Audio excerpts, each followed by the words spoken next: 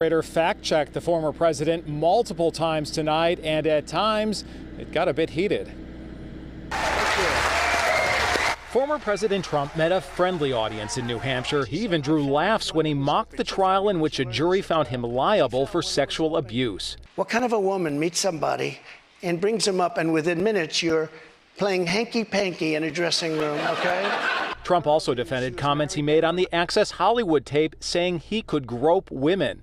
I said it's been true for 1 million years, approximately 1 million years, perhaps a little bit longer than that. So you stand by those comments? Well, I don't want to lie. On abortion, he says he favors exceptions for rape, incest, and the mother's life, but would not say if he'd sign a federal abortion ban. Some people are at 6 weeks, some people are at 3 weeks, where's 2 President weeks. Trump? President Trump is going to make a determination what he thinks is great for the country. Throughout the town hall, host Caitlin Collins often sparred with Trump.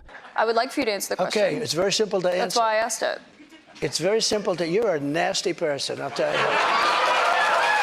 Prompting testy moments. Given many opportunities to accept the 2020 election results, he continued to make false claims, and he would not take a side in the ongoing and bloody war in Ukraine. Can you say if you want Ukraine or Russia to win this war?